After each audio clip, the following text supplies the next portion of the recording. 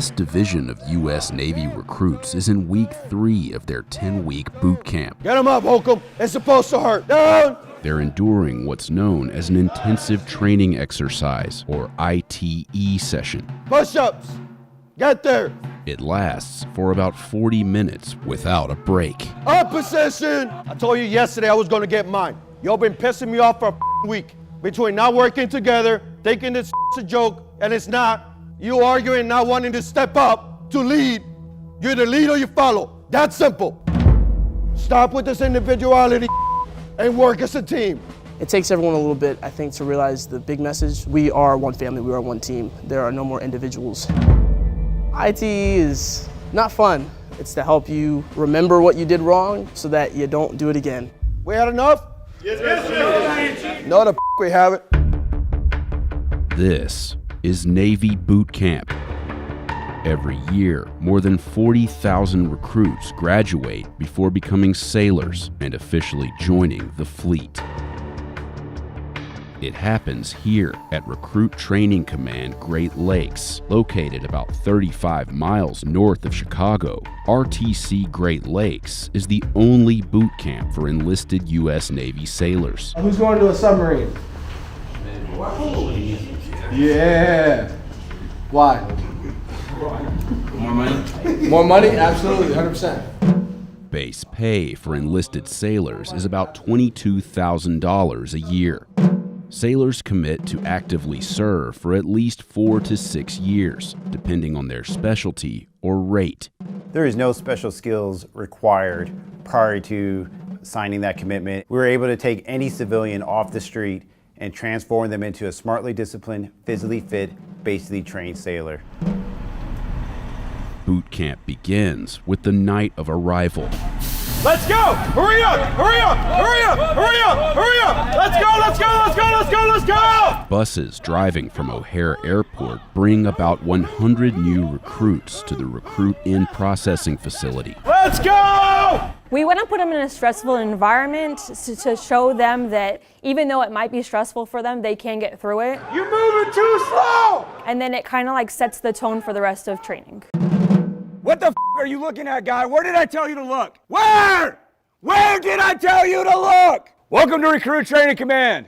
I'm Chief Walters. I'll be one of your facilitators this evening. When I tell you to, you will remove your cell phone. You're going to call home, call your parents, call your recruiter, I don't care who, but you're going to let them know that you arrived here safely. You have 1 minute, go. What up, man? Hey, I just made it in. I don't have long to speak, but I just want to tell you that I made it safely, but I'm okay. You got 45 seconds, hurry up! I'll get through it. I gotta go, Mom. I called my mom. It was definitely emotional, though, because you kind of know that's the last time you're going to be able to contact your family for a little bit. Love you very much. You guys have a good one. Bye. You understand the words coming out of my mouth? Yeah. What are you saying yep to? It's yes, Chief. What is your problem, guy? What is your problem? Why are you moving so slow?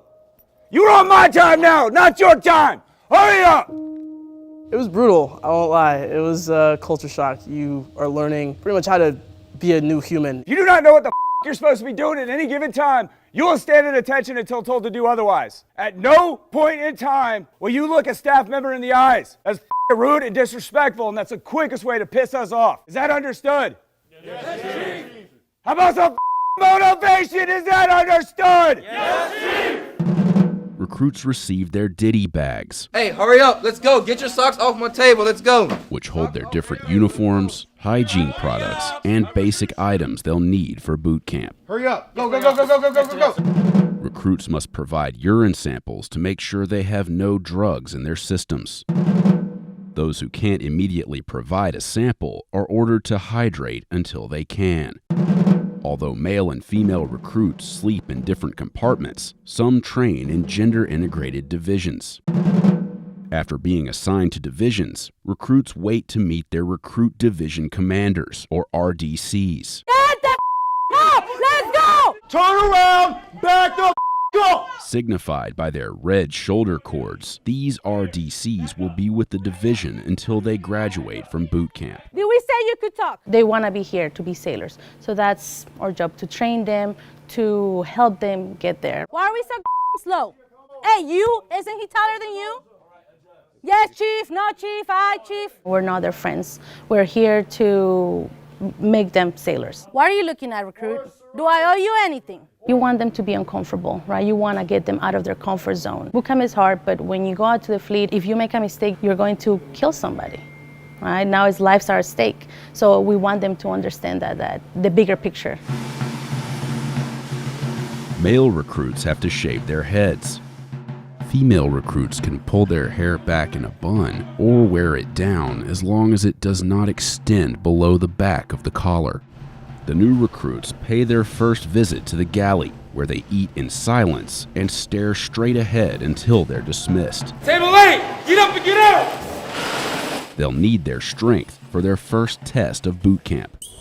Come on, push it up. An initial physical assessment known as the pacer test. Everyone up! Timed intervals of push-ups, planks, and running. Not every recruit shows up where they need to be. That's okay. That's what we're here for. Put your hands by your side. Look at everybody else next to you. Fix yourself. If we identify individuals that are struggling, then we can curtail the training to make sure everyone's on a level playing field to be successful. 2 minutes on the left. Recruits have 2 chances to pass the test. 0226. If they fail, they're recycled into another division where they'll keep trying until they can move forward. In week 1, recruits are tested on their ability to swim. God forbid you're in that abandoned ship scenario where you do have to leave the safety of your ship. The Navy has deemed that we need to be able to implement a swim qualification to ensure your safety and the safety of your shipmates. Everyone in the Navy has to have a third-class swim qualification. The third-class qualification consists of stepping from an elevated platform,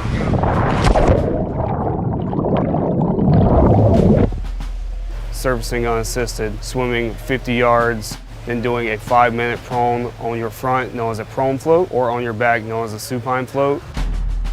I knew it's the Navy, you're gonna need to know how to swim a little bit. I had swam before, but I had never jumped off a diving board. Hitting the water, you're like, whoa, I wasn't expecting that. It's a shock. But not all recruits are ready to take the leap. Some have to be pulled from the water during the test and sent to remedial swimming, where they learn the basics of being comfortable in the water. We're just asking you to try to actually calm yourself down and realize that the water's not going to drag you under. You know, you have to cooperate with it. We have a 99.97% pass rate. We have a higher pass rate for recruits that can't swim than the Navy has of making civilians into sailors. During week 3, recruits report to the Marlin Spike Trainer, where they get their first taste of what it's like to be aboard a Navy ship. Hand over hand, positive control. Y'all literally just did this. What is the problem? Figure 8, 1 figure 8 at a time. Once they do get to us, there's that nervousness. They don't know anything about a ship. It's scary. It's a big old vessel in the water, right? Remove the bird's nest. We teach them about how to communicate on a ship, how to tie a knot, transitioning them to be a sailor. This walkthrough, that was the easy part. Now the pressure's on. You up, you up. Each recruit is assigned a role that corresponds to a real member of a ship's crew, Make all preparations for getting underway. with the objectives of getting a ship underway and bringing it safely into port. Make all preparations for entering port. So at the bridge at the very top, you have the boatswain's mate, and then we have our bridge phone talker. Mine's 3 and 4. Singled up, good job. They're gonna be having comms with the other 3 phone talking stations down on the actual ship. Attention on deck, attention on pier. And the petty officers in charge relay that message to the line captains. Fake down line going inboard. Fake down line going inboard. Line captains have that script saying, single up all lines, take in all lines. Double up all lines high. Who the is talking? It's loud, it's chaotic, it's hectic. Because when they're on the actual ship, when they have actual waves moving that ship, they need to be calm, cool, and collected and resort back to their training. When I say prepare heaving line for heaving, that's when he comes over here. You're gonna hold this so he can tie the knot. It's all about communication as well as following all the safety precautions. Anything that can get you injured, you need to make sure you're aware of what that is, make sure your teammates aren't doing it either. Watch your feet, watch your feet, watch your feet. Just standing there, they can be injured. somebody can go overboard. Somebody can trip up on a line. Take it from myself, because I've eaten complete crap before, like falling on the deck of a ship, and it was not fun. 1, 2, 3. Remove figure eights and round turn. Take figure eights off and then round turn. Move to safety zone. But seamanship starts in the classroom. What's advance mean? Stop. Okay, next. What's next? Single up all lines. Forecastle I. Aye. All stations, single up all lines. All stations, bridge. All stations, bridge, single up all lines. Single up all. Single up all lines. It's like speaking a different language. You got to get the hang of it. It helps that everyone else is doing it with you, so the more you hear it, it's all around you. Eventually, you won't even think about it. Just tell him the message. Bridge, single up all lines. It's Barney style. We break it down Barney style. Barney, like the dinosaur? Yes, pretty much. Single up all lines, aye. Perfect, just like that. This is called the confidence chamber. I don't call it the gas chamber. I don't call it the torture chamber. It's none of that stuff. It is the confidence chamber. The reason you go through this is so we can prove to you that the mask works. Does that make sense? Yes, Chief. In week 4, recruits are exposed to CS gas or tear gas in the confidence chamber. Who's nervous right now? Somebody tell me why you're nervous. I'm nervous about how my body's going to react. Body's going to react. It's going to react accordingly. After learning how to properly don and clear the masks, the recruits head inside the chamber and wait for their turn to step to the line at the front of the room. An instructor pours the powder inside the CS capsules onto a hot plate, filling the room with gas. Mask up, come on, let's go! Get that mask up! Get that cup up! When they take off the mask, it only takes a few seconds before they feel the effects of the gas. Some recruits don't seem affected by it, but most struggle. They cup their hands under their chins to prevent bodily fluids from leaking onto the floor. What does it feel like when you take that mask off? It hurts, burns a lot. It's a good sinus clearer. If you're sick, you'll be able to breathe once you leave there. Senior Group Morales, Division 205. Hoo-yah! Recruits say their names and division numbers, followed by a hoo-yah. Let's go, girl! After about 15 seconds of exposure, they're allowed to exit the chamber. Keep moving.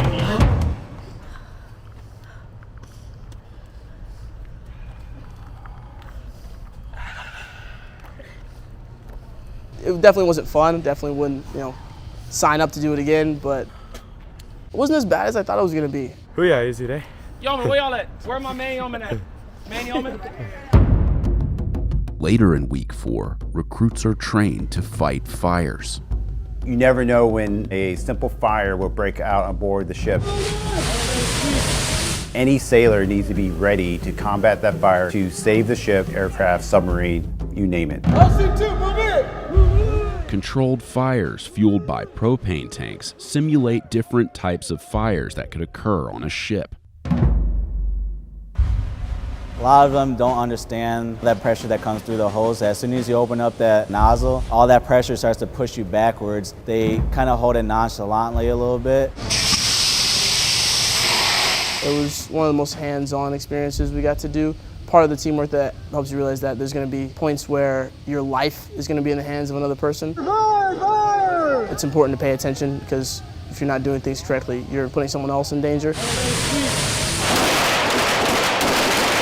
Recruits trained to safely fire the M9 Beretta pistol, as well as to assemble and disassemble it. A lot of people that come through here have minimal to zero experience. 3-1000. If something's incorrect, we fix it right away. If we see that some of them are kind of just a little bit too nervous, we'll talk to them, make sure that they're mentally okay, and make sure that they feel safe and they feel like they're in a good environment.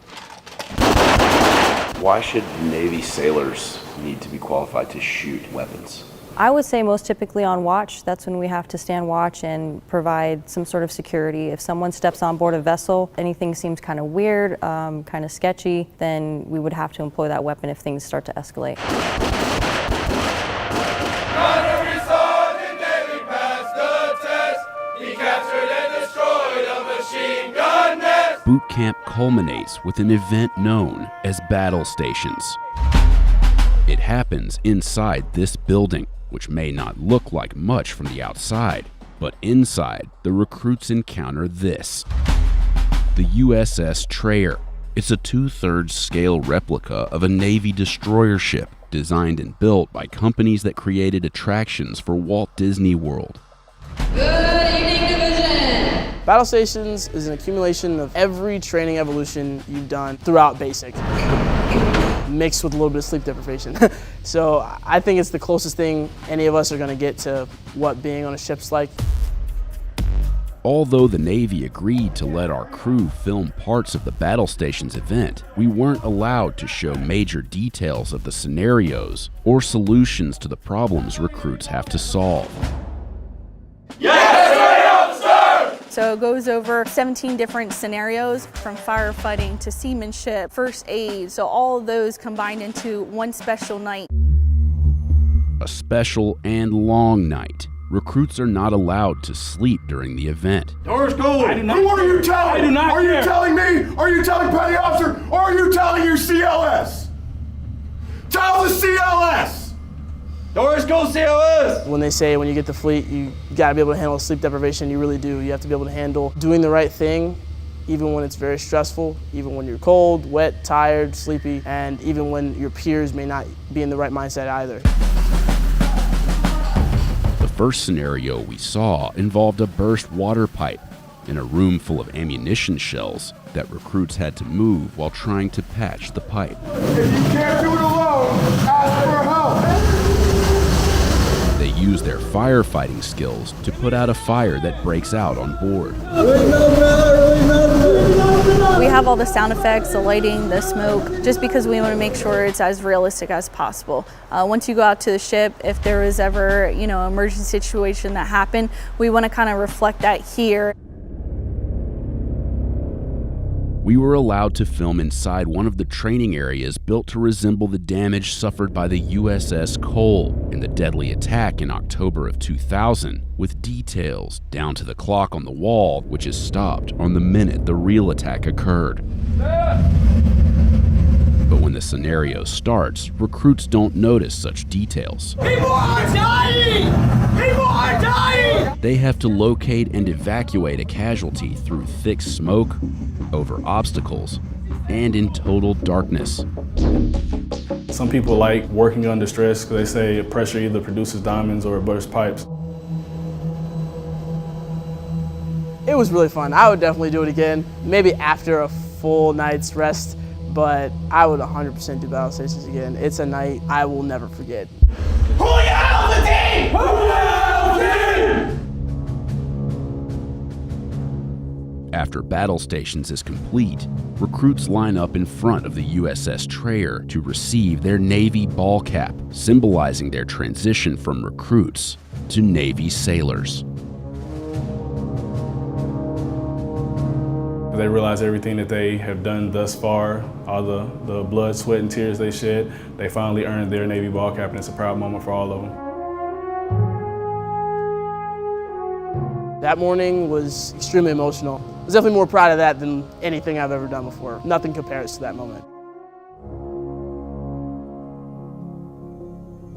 Friends and family gather to witness their new sailors graduate before joining the fleet. You see the change. You have some recruits that you never thought they were going to make it past training. But once they graduate and you see that, wow, they grasp the point of this, you know they're going to be out there, out in the fleet. It's really rewarding. Seeing recruits come off the bus with long hair, not knowing their left to the right, not knowing how to wear a uniform, and seeing that transition that they make from a civilian to a recruit to a sailor is truly eye-watering and truly a blessing.